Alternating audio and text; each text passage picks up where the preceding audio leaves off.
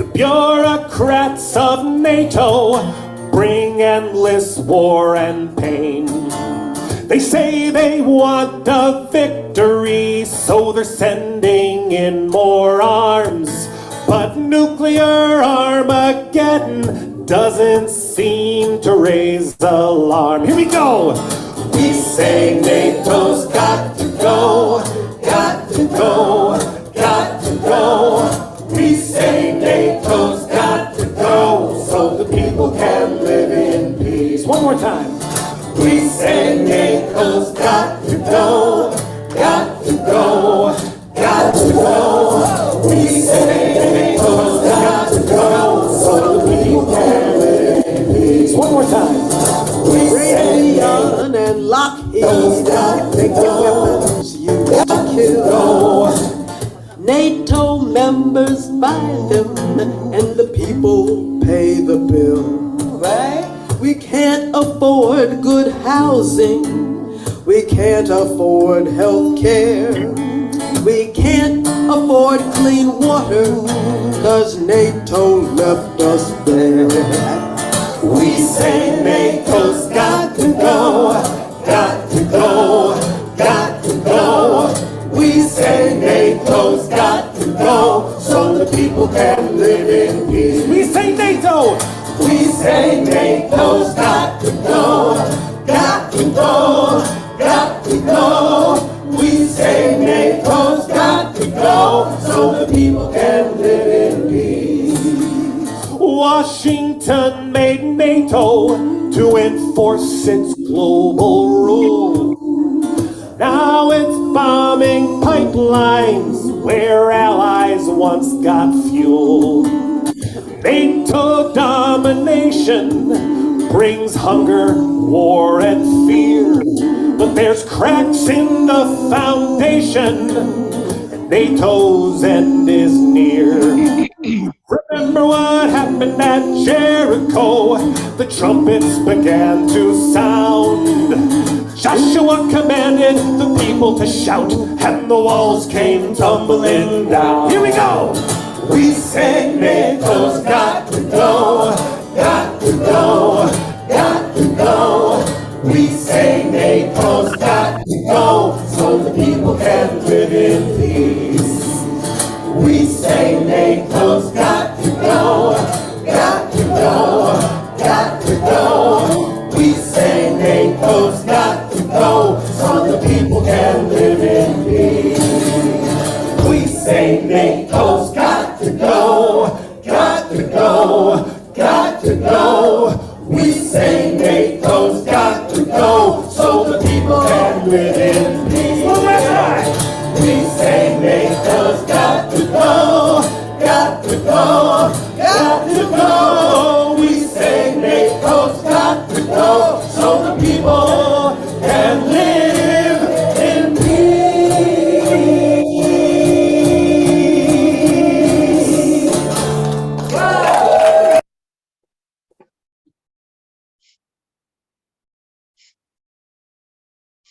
So there we are. We say NATO's got to go, and that's what we're saying today. And we have three amazing women who are going to really articulate that and punctuate it. This is the first welcome, everybody, to this wonderful webinar here midday in the East Coast of the U.S. and early evening in Eastern Europe or Western Europe, and we're very happy you're all here. This is the first of an expected series that we'll be doing, a webinar highlighting the Women Say No to NATO movement embraced by women in 37 countries around the world. These first three women we have are among the initial organizers and sowed the seeds for what has become the Women Say No to NATO international movement. In the future, we will highlight women from the global south among the many women who have emerged worldwide as leaders in this movement.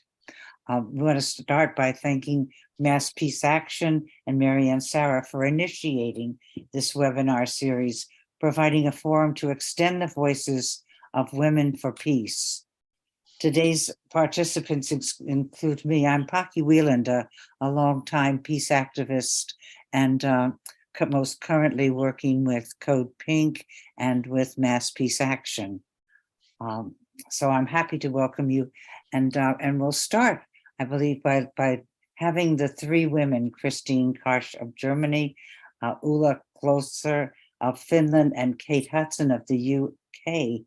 And we'll ask Ulla to begin.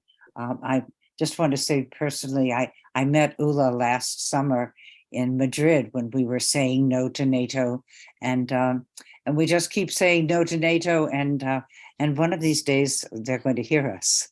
But in the meantime, our voices are getting stronger, and we're building. So welcome, Ulla, and thank you for being here.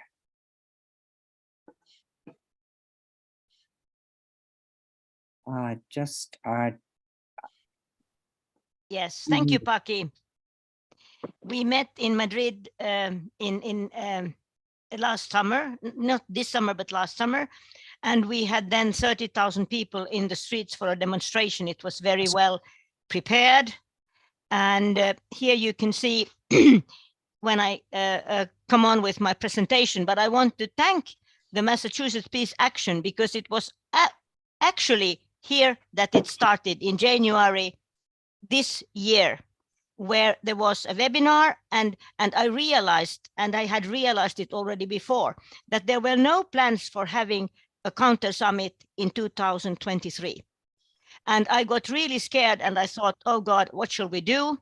And I also realized that we could never reach 30,000 people in the streets, especially not in Vilnius, in Lithuania. And we didn't even dare to go there, and we had no contacts in Lithuania. So a small group of us, thanks also to Nancy Price from Wilf US and George Friday, and many brave Paki and Anne Wright and great women from Europe, we decided that we should try with Brussels, which is the headquarters of NATO. And here we have our logo, Global Women for Peace. We have some 250 women, and some 50 countries are now involved in one way or another. Could you put the next slide, please? Or can I move it myself? Yes. And it started actually, why do we have to do this? And we have to remember the promise of the US Secretary of State James Baker in his famous meeting with Soviet leader Mikhail Gorbachev in February 1990, when he said NATO would go not 1 inch to the east, not 1 inch to the east. Can we have the next slide, or can I move it myself? Probably I can move it the best. You can move it, okay. If you consider that in 49 it was 12 founding members, and now it's 31, and most of them joined after the promise, and they went eastwards, so it's not enough. Can you, next one, please? And it will go to Asia, as we know, and I'm so happy that there will be further webinars on Asia. Next one, please.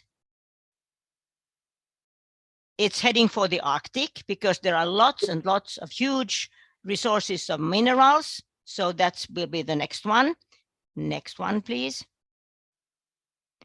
And they are also heading for Latin America via Colombia, which reaches out its hand. Take Latin America, please, forward. And we have them in Africa with all kinds of excuses. So Africa, we have to get women from Africa. We have to get women from Latin America. Next one, please. And since Finland joined this year, and already in May we knew that it would join, even Pope Francis warned that NATO may have caused Russia's invasion of Ukraine. This is not Global Women for Peace speaking, this is me from Finland. And he said that the transatlantic military alliance was barking at Russia's door. So NATO is really aggressive. Next one, please.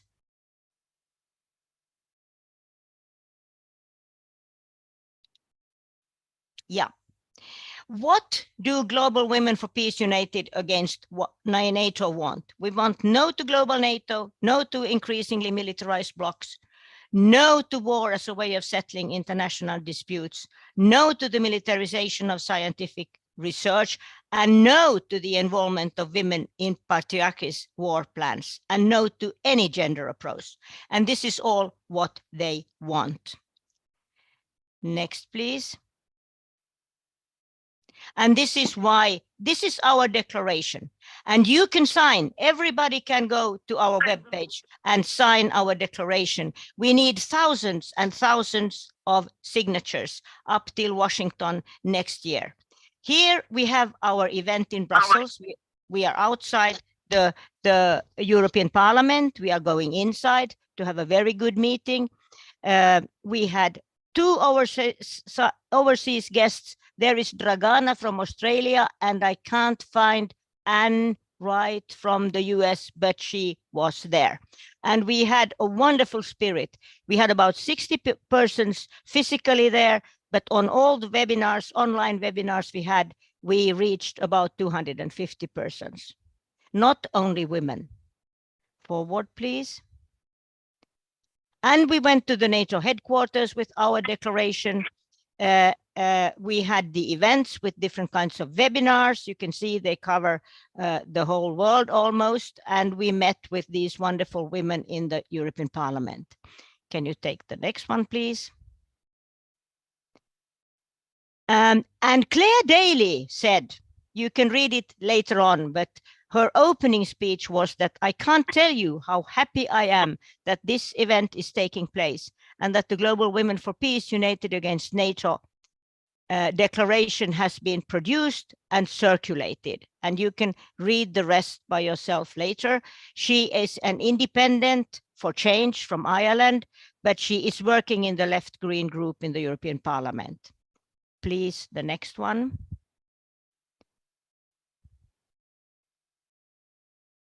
And we were a part of the demonstration, a part of the International Peace Wave, a wonderful event that was moving around the globe with the sun at the same time as we were in Brussels. And there were lots of events from all over the world.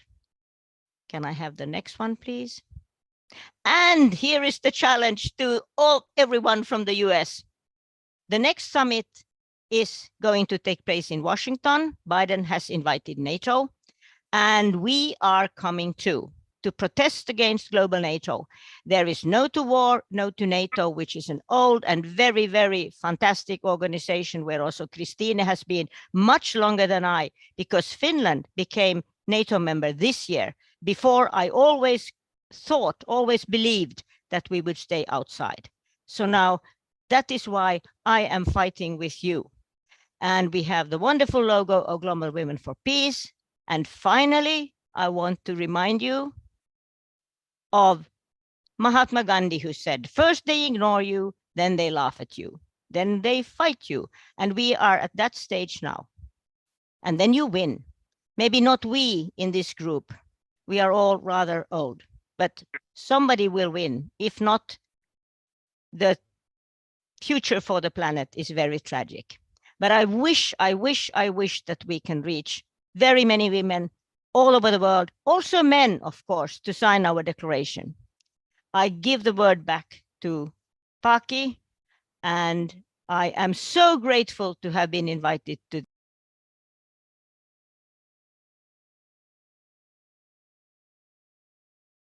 I am very happy. Thank you. Thanks for that slideshow. Those pictures are worth thousands of words. And I hope everyone who's part of this webinar was inspired by what has happened in this short period of time, and looks forward to not only the events of July 2024, but everything leading up to it, because it's not just a one flash in the pan. This is part of an international movement to demilitarize the whole planet. And this is a major piece of it. So let's move on now to Kate Hudson from the UK, who is the General Secretary for the Campaign for Nuclear Disarmament, the CND, which is has been just a shining light for so many of us around the globe who have worked tirelessly and continue to work to abolish nuclear weapons. So thank you so much, Kate, for being here, and take it away. Thanks very much, Paki, and thanks for inviting me to speak at your meeting. So as you mentioned, Campaign for Nuclear Disarmament, obviously we're primarily focused on nuclear weapons, but of course, because of that, we have very long-standing opposition to NATO as well, because NATO is a nuclear-armed organization.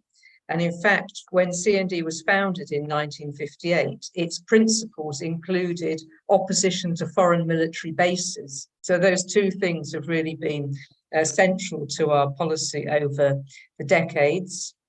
We also put a very high priority on international cooperation as well. We think that most problems they're not just national problems. Most of the problems we face are global problems that need to be resolved together. So when the No to War, No to NATO network was set up in 2008, when there was the big protests at the NATO summit in Strasbourg, we were really keen to get involved. And that's when I personally got to know a lot of the people working against NATO across Europe. And then since then, I've had the privilege of getting to know people far more widely across the globe. So when Women Say No emerged this year, and Ulla's told us how that happened, I was really pleased about that and really keen to get involved. In Britain, as in many other countries, we've got a very strong tradition of women organising for peace, and this means a lot to me, as well as millions of others. But when I was first getting involved in the peace movement, I visited Greenham Common, the women's peace camp there, and that was a really big inspiration for me. And not only because it opened my eyes to new ways of organising and more creative forms of activity, it also appealed to me on the basis of how women organise differently and, you know, not always, but often, and in a more collective way. And of course, that appeals to me a lot too. And it was such a pleasure working in Women Say No on that basis. You know, we did things together, we're accountable to everybody, and it was a very, very positive experience. And it's such a contrast to NATO. I mean, it couldn't be a greater contrast, actually.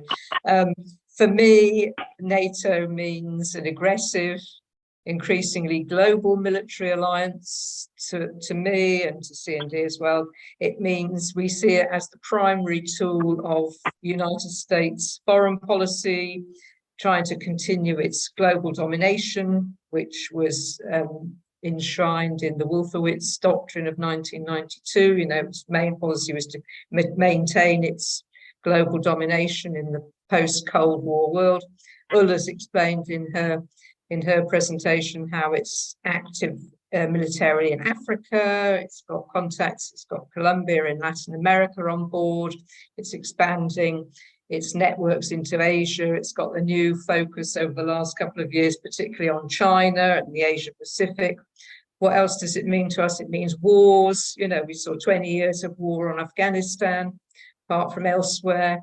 And also speaking as a European, for us, it means the US making Europe carry out its military and foreign policies and making us pay a lot in the meantime. So we're all forced to pay or obliged to pay in excess of 2% of our GDP. When I was listening to the song at the start, and the singer there was saying, you know, we can't afford, you know, the healthcare and all this money is going on war. You know, that's how we feel here. We want to have the right to choose what our taxpayers' money is spent on, and we don't want that going into NATO for more war. So that's a really important thing for us.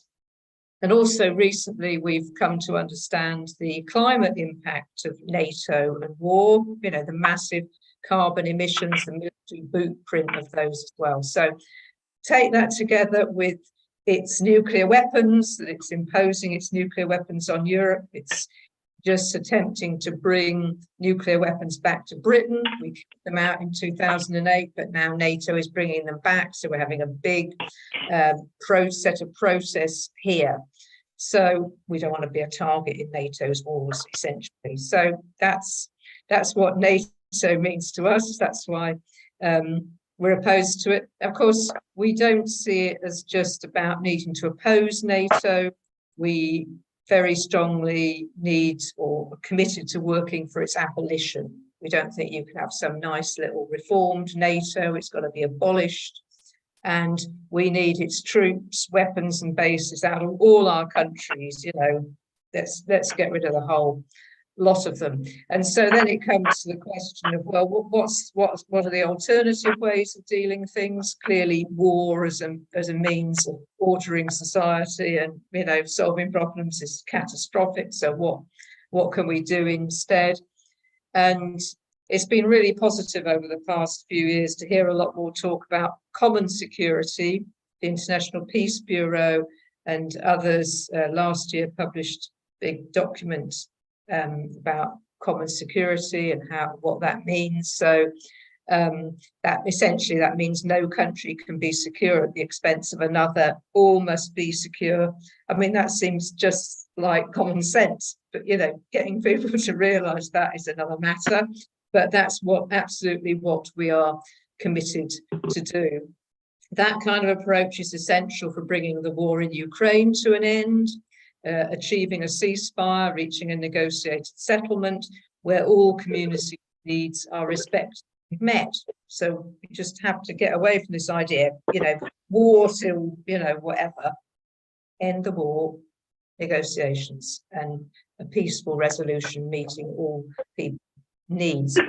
So no doubt implementing this type of vision will be a gradual process, but as the IPB's paper on this explains, there are actually quite a lot of institutions in place already that operate on those kinds of principles. So moving towards the idea that might makes right as a concept has to be just overturned, and ending economic exploitation of many countries by a few others, that whole global domination by a few, that has to end, and the global imbalance in power has to be ended too.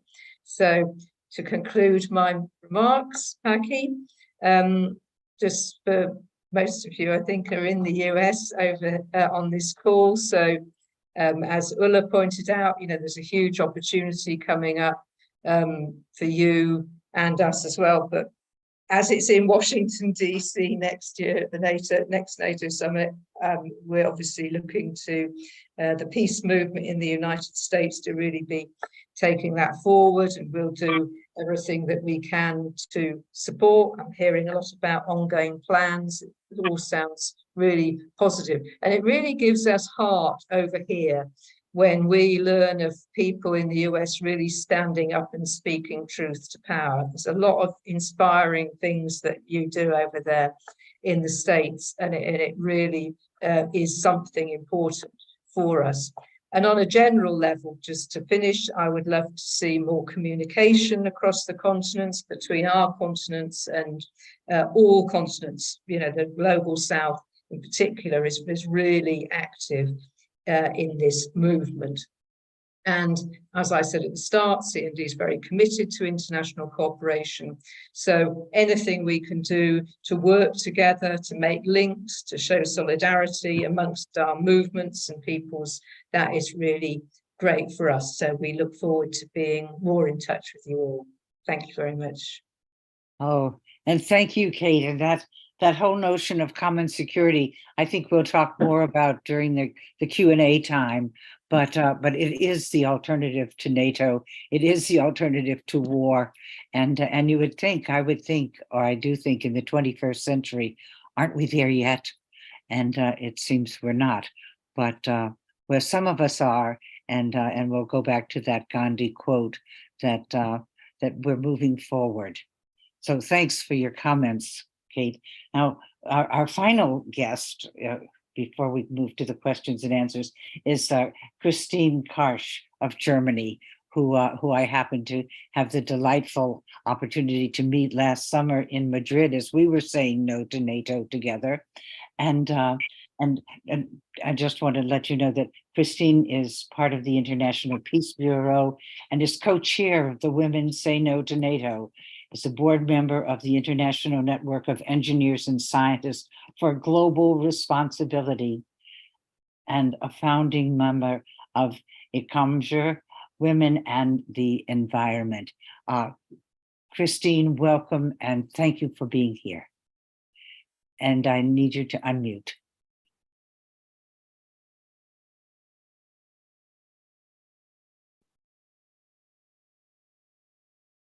Thank you. Now, can you hear me? Thank you, Paki, for your introduction. Sorry, but I have to correct you. I'm not the co-chair of the Women United Against NATO. This network has no structures up to now.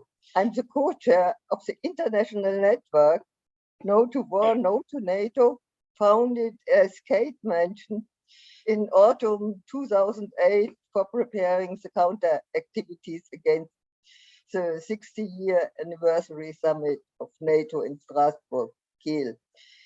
And from this time on, I know also Kate, and I think Ulla was also there. And now I'm co-chair of this international network.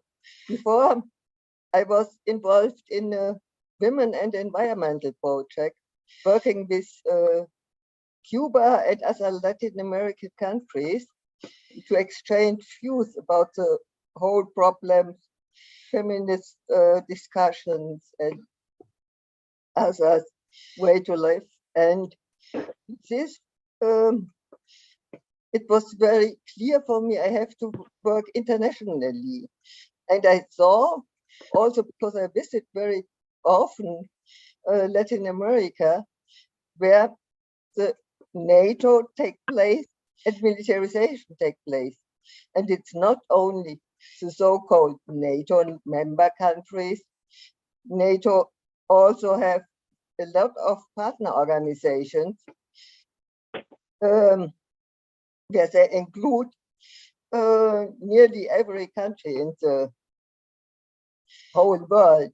And with all these partner countries, they have agreements that they can use their military installations. And therefore, NATO was, since nearly the beginning, latest after the 90s, the break of the Soviet Union, also present in Latin America. And our network not only is fighting against the NATO summits, which we have done since 2009, but also making seminars and other events around the world. And we were in Buenos Aires, Argentina in 2012 to discuss NATO in Latin America. And if you are looking especially to Latin America, there are also the foreign departments of the Netherlands, and France have some islands over there, and Maldives with UK, and there also is NATO present. And NATO have some partner organizations. The most important is the Partnership for Peace, where they have connected nearly all former Soviet republics, which were now independent states. And with this Partnership for Peace countries and the NATO members, they have a Euro-Atlantic Partnership Council, which meets a lot of countries and which are working together. And also in military way. And other partnerships is the Mediterranean dialogue with the following countries: Algeria, Egypt, Israel, Jordan, Mauritania, Morocco, Tunisia. We have the Istanbul Cooperation Initiative with Bahrain, Kuwait, Qatar, United Arab Emirates. And there is a partners across the globe with Afghanistan, Australia, Colombia, Iraq, Japan, Republic of Korea, Mongolia, New Zealand, Pakistan. And there are additional bilateral agreements with several countries. I know Japan has, I think since 10 years, a representative in the NATO headquarters in Brussels. And if you are looking to all the invitation list for the NATO summit, the last one and before, and also the planning for the next one, there are the Asian countries which are invited. Philippines, Korea, South Korea, and all these, and therefore it's for me no wonder that Russia feels has fear of the presence of NATO around his borders. Don't forget, there are existing 800 US bases and additionally 200 other bases, and most of these 800 are around the Russian border. And of course, this is problematic. And they have the maneuvers in the Baltic Sea and in the Black Sea, and all these parts. And now it's also necessary that we are going to all these countries and work together. And with Ulla in Finland, we had, I think, 2014 or something, also the conference about militarization of the Baltic Sea. Therefore, it was a data militarization also in the years before Finland was NATO member, but at that time it was also member of Partnership for Peace. And therefore work together, and the same to Sweden. And this the things we have to do. And NATO also tries to, NATO needs patriarchal structures and policy with law and order. And this policy has nothing to do with democracy and participation. And this is also counterproductive for women's liberation. And therefore, NATO and feminist politics can't coexist. It's a contradiction. And from this point, we are fighting against NATO, but because we don't want that NATO reproduces structures and violence against women, but also against human and against the nature. And we have to get rid of all this war logic. And we have to be careful. We were proud that we went to the NATO head office. But I remember the situation. We talked about our thoughts. And there was I think it was a chair of this public relations office was sitting there hearing what we told. They have, I think, 3 or 4 interns who write a lot of things, and now they align their public relations and their influence regarding our arguments, because they can address this very clear about social media. And they try to involve, of course, social media in their PR work, and also they try to address young people, young leadership. They make a lot of things where they hire young people and excellent clusters and things like this. And they try the same with women. They have, I think it was 3 or 4 years ago, special civil society advisory board implemented to cooperate with a women organization. And some women organization also took part in this and reproduced their thoughts and not counter these activities. And this was very crucial for me, because it's not possible to really work together. We have to overcome this war logic and this logic of power structure. Otherwise, we have no chance for a better life. And this is necessary because we need the money for human beings in social security, and not for armament and weapons and other stupid stuff which destroys nature and environment. Don't talk about climate problems and crises.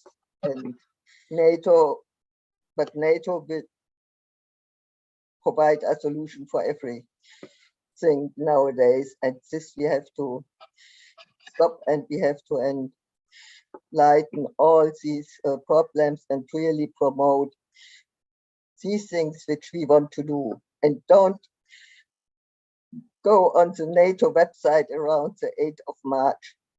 It seems this is a women organization, but they are only using women for their dirty war business and nothing else. And NATO is war machine and produce violence and failed states. Look to Syria and Libya. Don't talk about Afghanistan. No woman's right can be won by bombs. Thank you, Christine. I so appreciate your starting with how expansive and how extensive across the globe NATO, that North Atlantic Treaty Organization, has become. Maybe people haven't learned enough geography, but this is certainly well beyond the scope of the North Atlantic. But also thank you for summarizing at the end the devastation that that NATO causes across the globe, and for exposing March 8th, International Women's Day, is not a day to celebrate NATO. Thank you.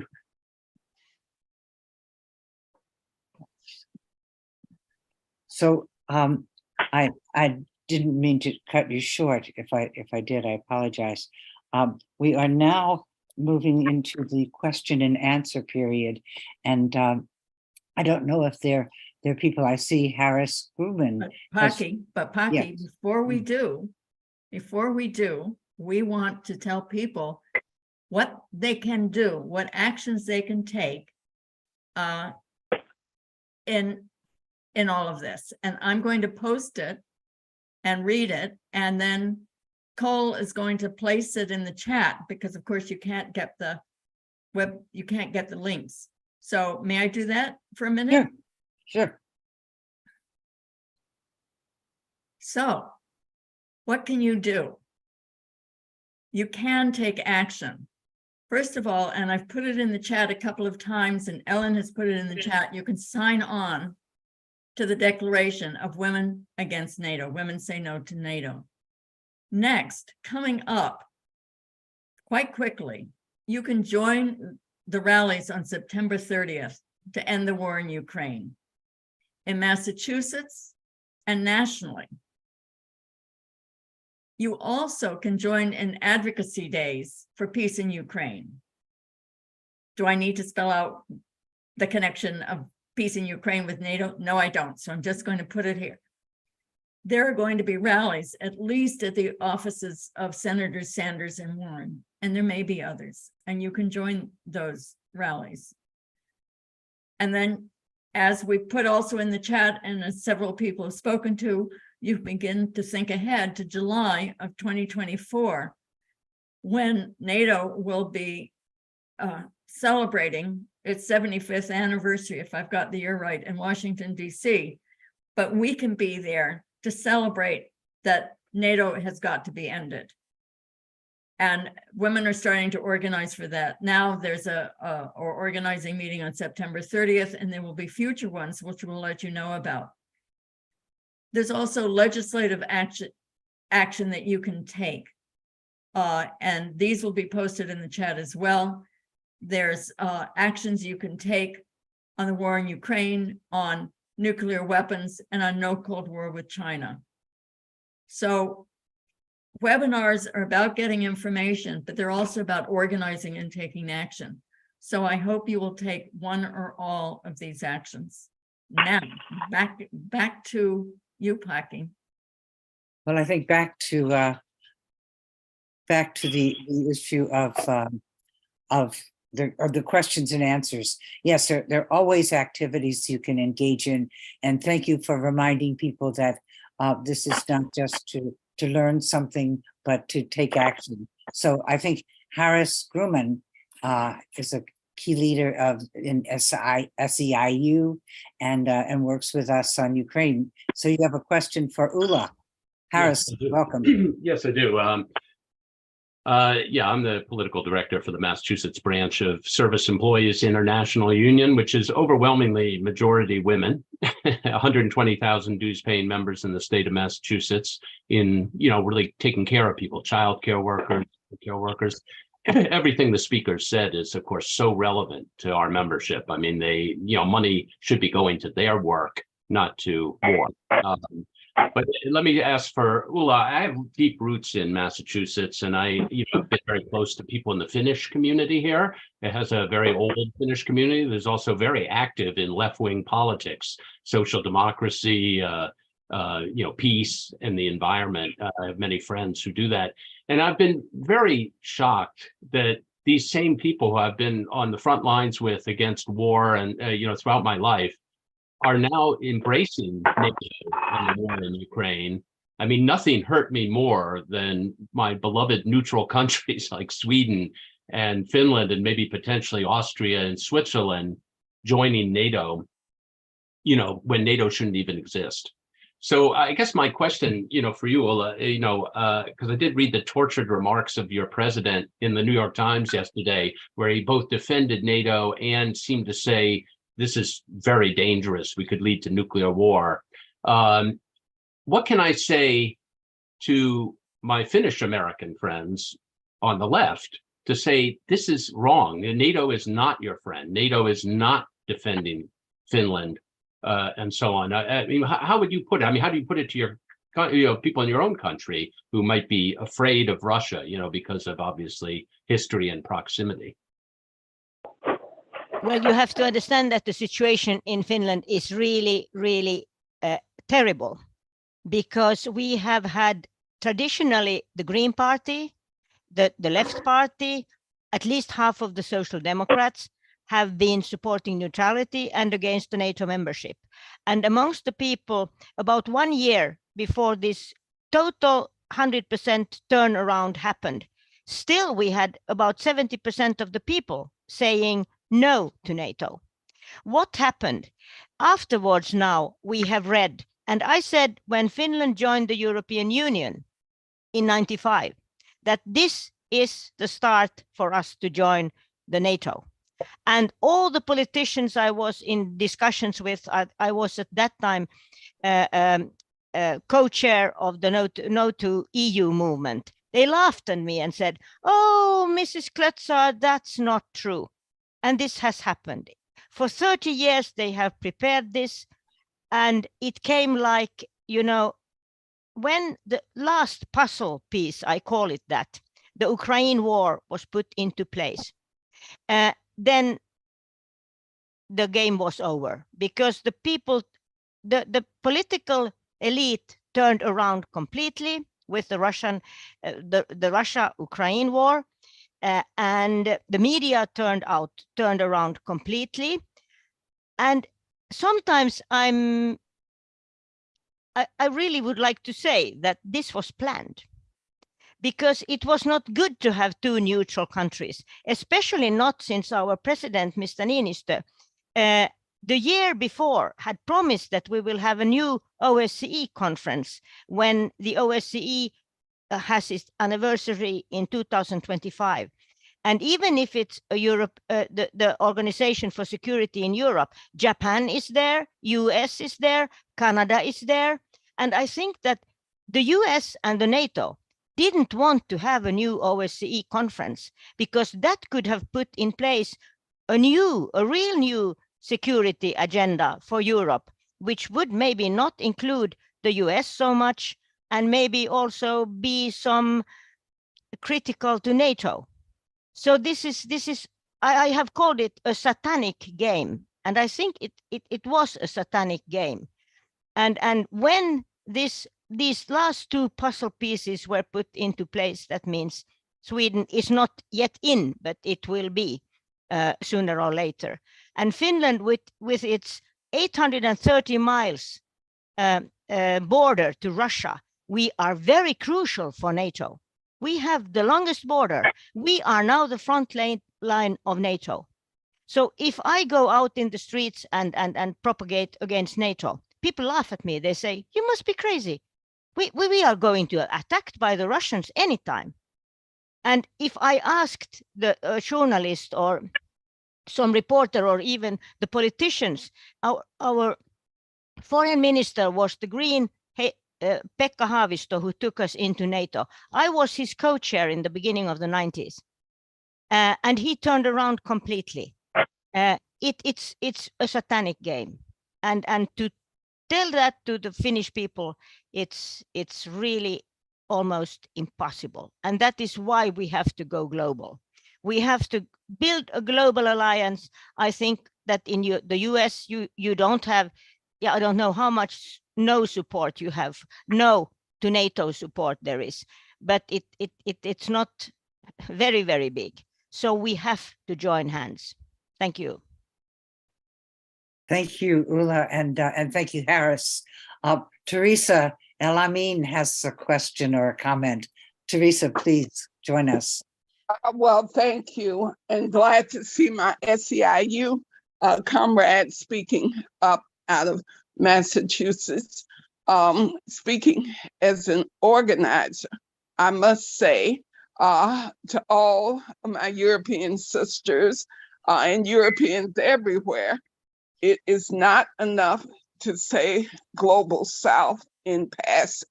You have to really, really mean it and understand how NATO is operating in Africa and Latin America and in the Pacific realm. So what we need to do in getting ready for the 75th summit of NATO, which will be in July in 2024 in the US, with a proliferation of peace groups in the US. And when you go to a peace group meeting, it looks very much like this meeting. Until the peace movement stands up for human rights, in particular in this UN decade for people of African descent, where we are demanding recognition, justice, and development. And we have added, through my small organization, the Southern Anti-Racism Network, we're saying no to NATO. So we're committed to the movement and to the mobilization of no to NATO. But the peace movement has got to look at itself and say we will not be an all-white movement or an overwhelmingly white movement. We will work for diversity, equity, and inclusion, and we'll connect with the movements of Black people everywhere, whether it's around immigration and being excluded from countries, or whether it's about all of the evil that happens in the United States on a number of fronts, whether it's criminal justice, housing, you name it. We have got to look at human rights in the context of the international movement that says no to NATO. Let's make it real and let's make it inclusive. As we march on DC in July, we got 10 months to try to do better. Thank you. Thank you, Teresa. Thanks for reminding us of that issue, and stay tuned, because our next presentations will be much more colorful. Does anyone? I have a question that I would like any one of our panelists to address, and that is to talk further about the whole issue of common security, because that seems to be the crucial issue. Is everyone wants to be secure, and I think at best it's an illusion, but we'll stick with that idea.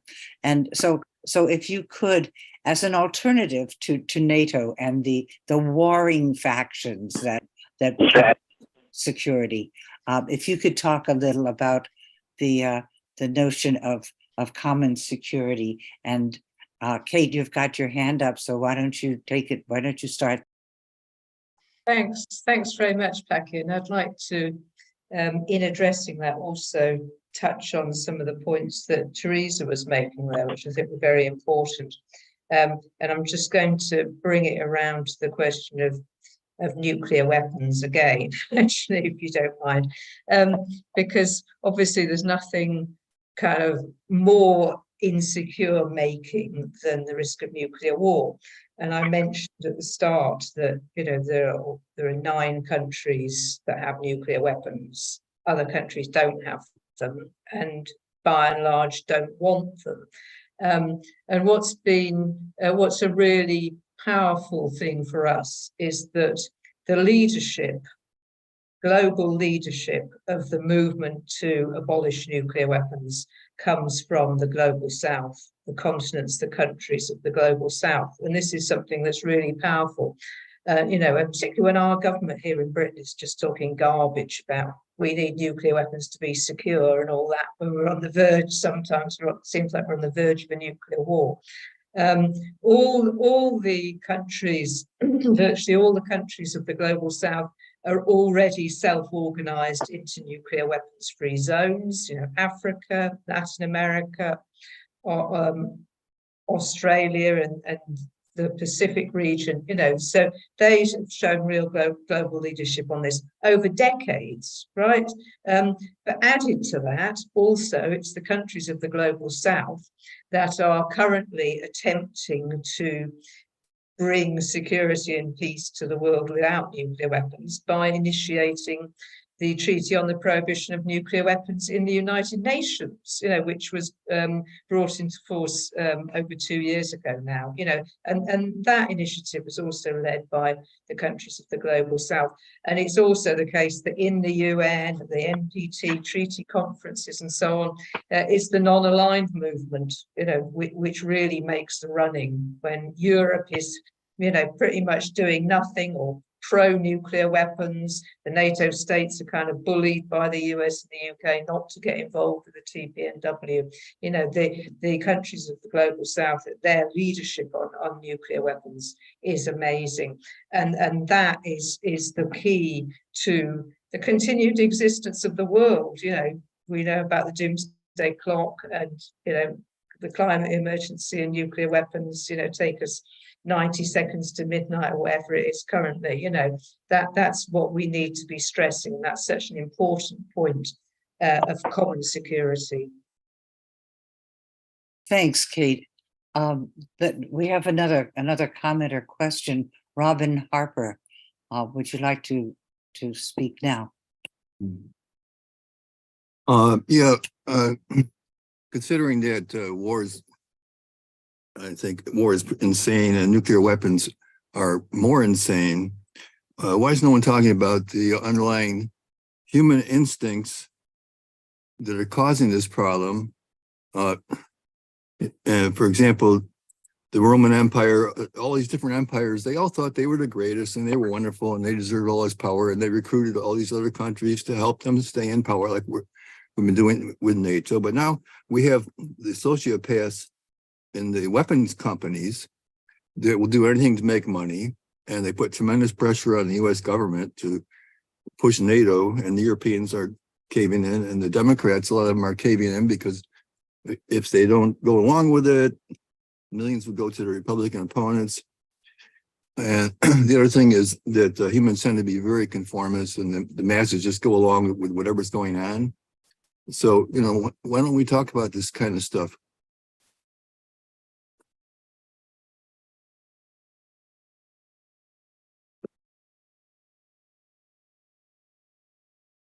It's for anyone who wants to address it. Can I just jump in again there? There's none of the others just putting their hands up, because don't quite agree with what you're saying there, Robin. I mean, what I was thinking as you were saying it was, well, yeah, Roman Empire, all that, different empires, yes, but it's not the people necessarily of the empires that do those things. It's the elites, the political elites of those empires, whether we call it ruling class or whatever we want to call it, the vested interests like the arms companies, that's not ordinary people. That's the people, the wealthy people at the top. Sometimes people call it the 99% or whatever you want to call it. That is it. I mean, that's a kind of a systemic issue. And I don't agree that, the masses just go along with it. I mean, there are an immense number of struggles going on where the masses aren't just going along with it. I'm going to give you two examples. One is like in Britain, where America is trying to impose nuclear weapons on us again, and our government is just going along with it. A recent opinion poll shows that almost 60% of ordinary people polled are opposed to those nuclear weapons coming here. And we're actually, we're having quite a big surge in our movement in Britain in opposition to that. And then in terms of, well, there's a lot of industrial struggle going on in Britain at the moment as well, against the kind of immiseration and of ordinary people, the cost of living crisis. I saw that you've got a number of trade unions in the United States. I think it's in the car industry. We've even heard on our news about those strikes. That's not people, the masses just going along with it, is it? So people do stand up. And we shouldn't blame all people in a country because of the actions of their ruling class or their capitalists. Thanks. And Ulla has something to say. Would you? Yeah, quite shortly to this, I would support Kate, because even if the people now in Finland are crazy about NATO, they don't want to have the nuclear weapons. And they are also critical to the US bases, which are now coming, if we want it or not. So that might be a start to get people a bit activated. But of course, to get a country out of NATO that got in this year, it's a massive work, so to say.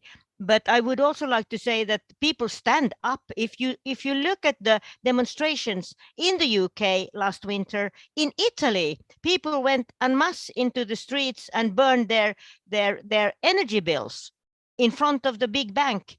So there has been a lot of, I have a PowerPoint which shows all this, which I love myself. I used to, when I'm really depressed, I look at it and say, we can stand up. But the problem is, the media doesn't take it up.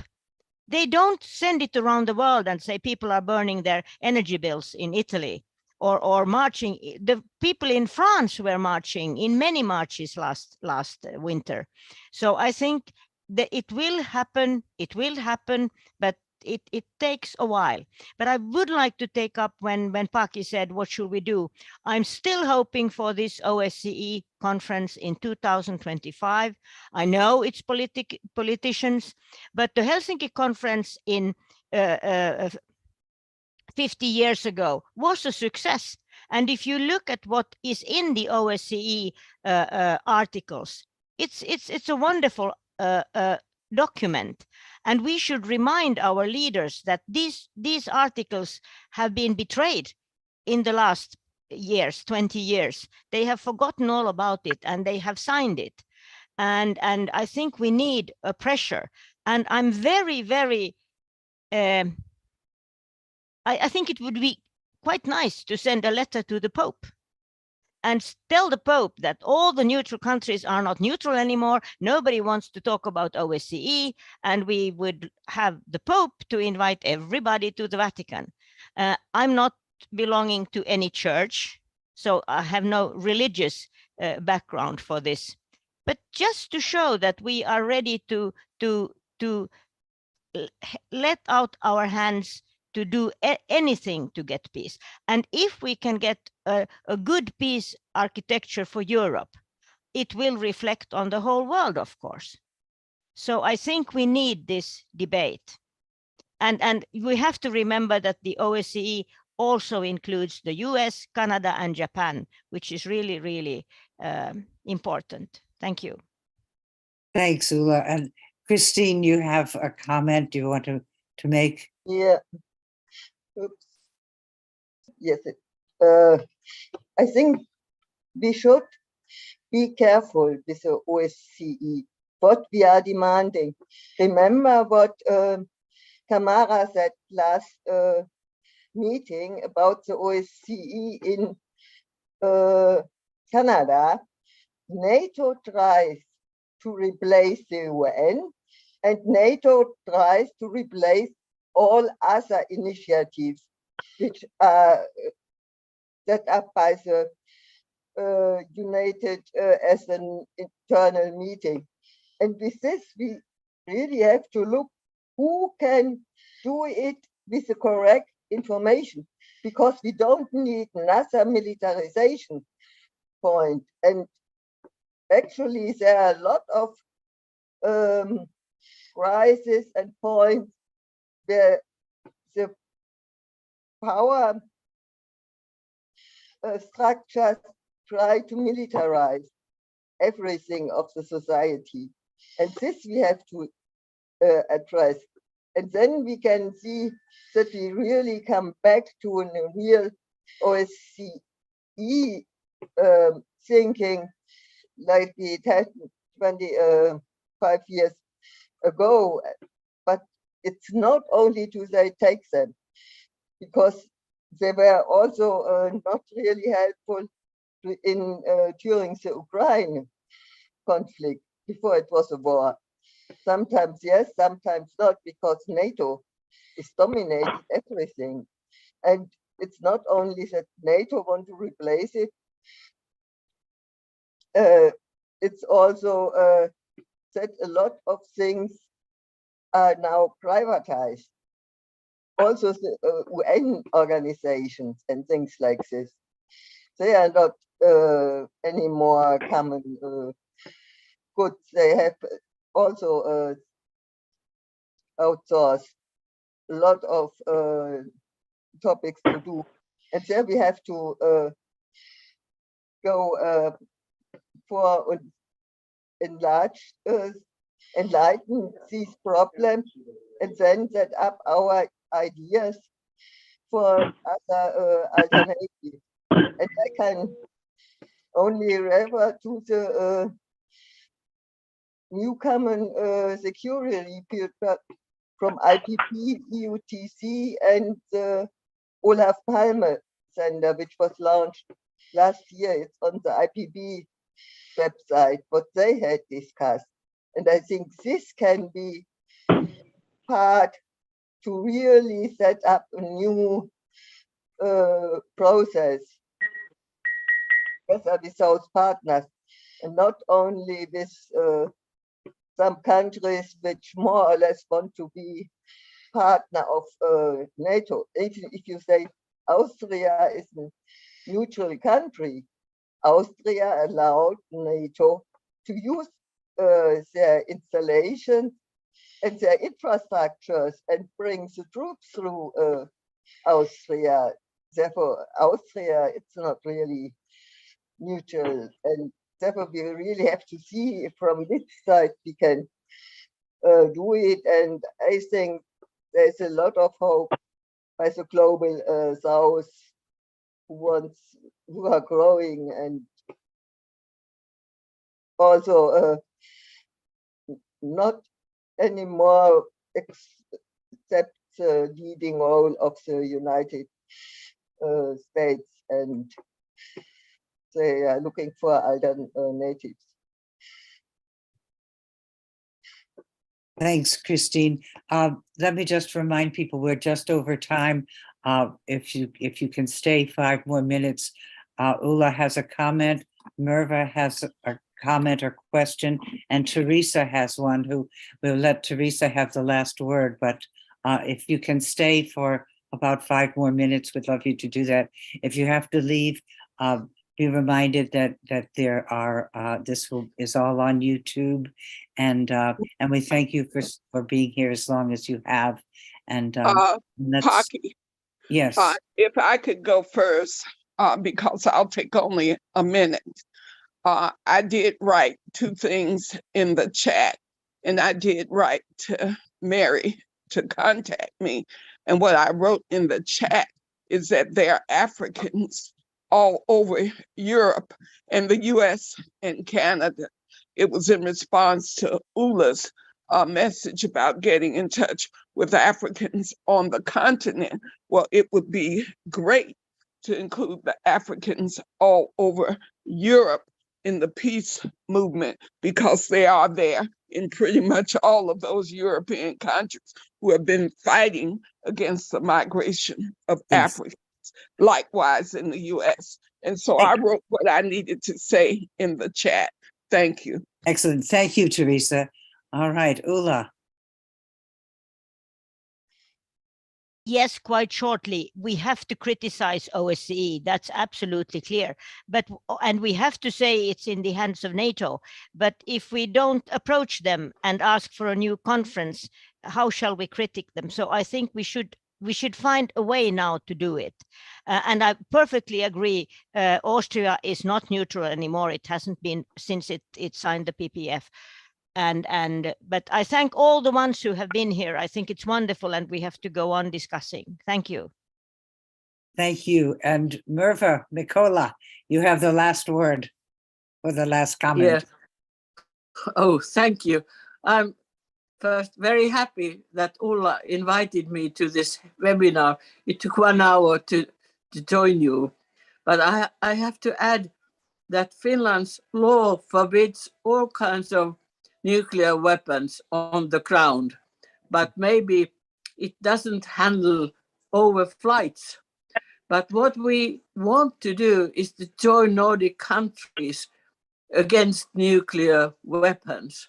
And on the whole, the media was very swift in joining NATO with the people, but our radio has been very good. Also, we have BBC Mondo. And I heard in the very beginning that states US has its hands with Ukraine war. It's coming day by day more apparent, and maybe it changes a bit this consensus towards this.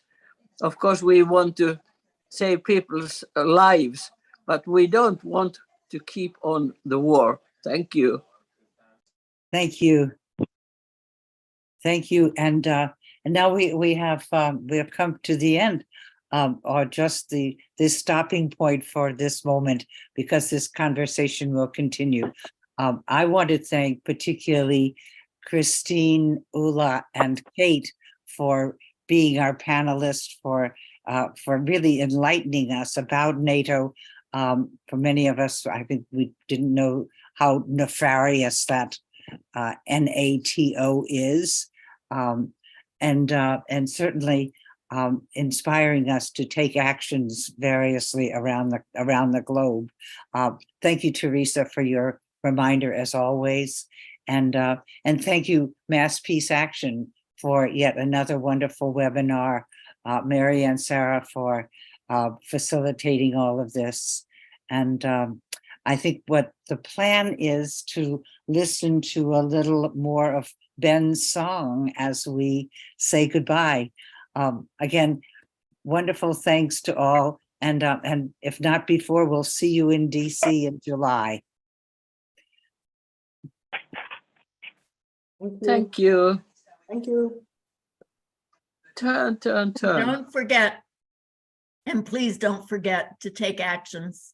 Yes. To take actions. If you walk away from this as enlightened as I think all of us have been, you will take action. And Cole, can you put them in the chat again as we go out listening to Ben's song? And all Europeans, start saving money for the flight ticket to Washington.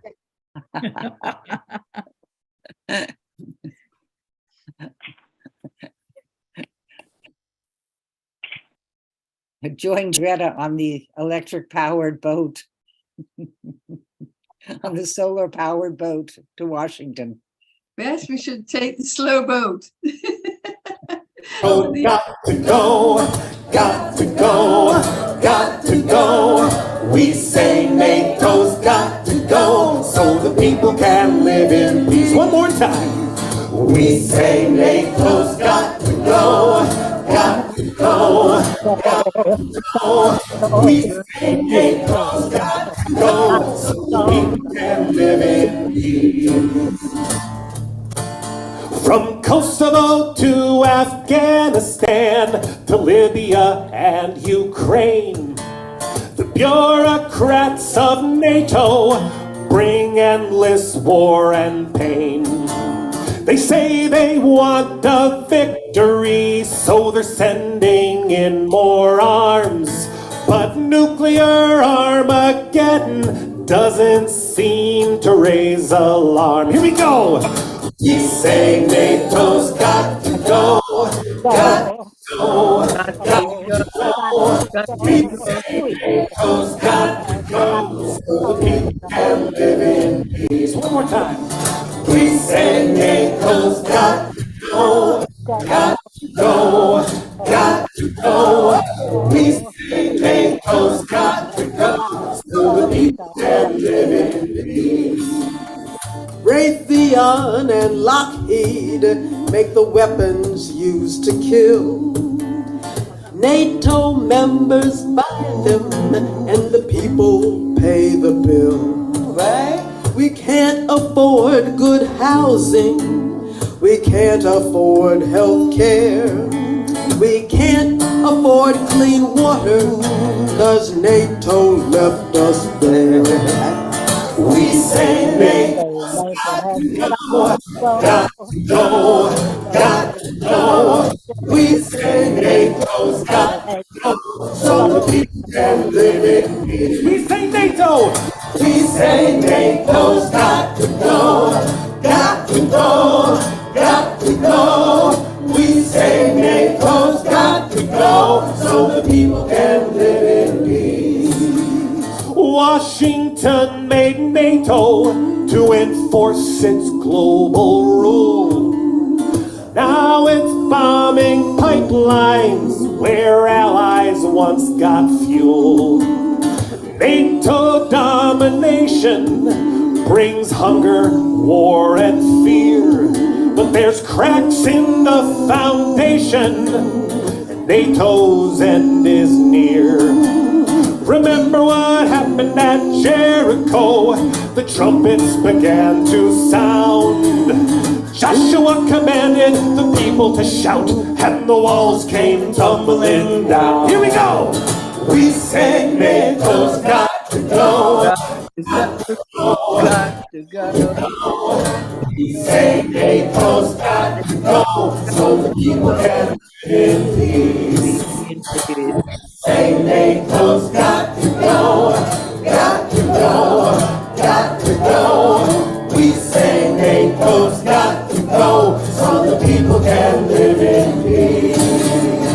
We say NATO's got to go, got to go, got to go. We say NATO's got to go so the people can live in peace. Well, that's right. We say NATO's got to go, got to go, got to go. We say NATO's got to go so the people can live in peace.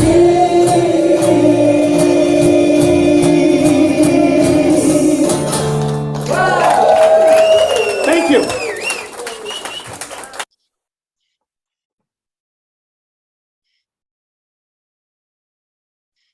All right, all. Thank you again.